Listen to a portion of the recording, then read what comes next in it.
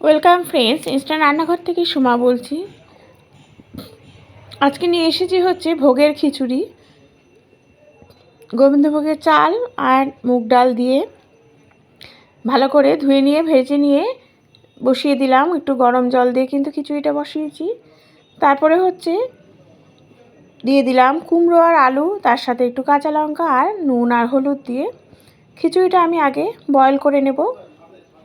দেখতে থাকো, এইভাবে খিচুড়ি করলে কিন্তু টেস্টও ভালো লাগে, খেতেও কিন্তু ভালো হয়। যখন দেখবেন যে খিচুড়ি চাল ডালটা পুরোটাই বয়েল হয়ে গেছে, তখন কিন্তু আমি দেব চিনি, তারপরে দিয়ে দিচ্ছি ঘি, দিয়ে আমি কিন্তু আরেকটু নাড়িয়ে নিলাম।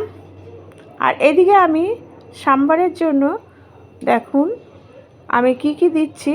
ফোড়ন দিলাম হচ্ছে দারচিনি, এলাচ, শুকনো লঙ্কা, তেজপাতা, গোটা জিরে, সব কিছু কিন্তু আর দিয়েই আমি ভালো করে সব কিছু ফোড়নের মধ্যে দিয়ে ভেজে নেব।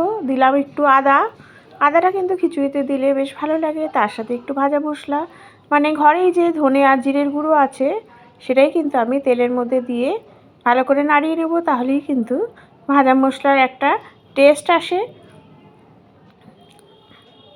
এটাকে আমি ভালো করে ভেজে নেব। ভেজে নিয়ে আমি খিচুড়ির মধ্যে দিয়ে দেব। দেখবেন যে অবিরাম নাড়তে থাকবেন, কারণ পুড়ে গেলে কিন্তু গন্ধটা চলে যাবে। একটা সুন্দর গন্ধ, যে ধনে আর জিরের গুঁড়ো ভাজলে সেটা। দেখুন বেশিটা কিন্তু তেল দিইনি, অল্প তেলেই করছি।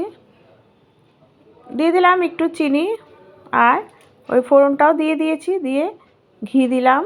ঘি দেওয়ার পরে আমি আবার কিছুক্ষণ বসিয়ে রাখবো।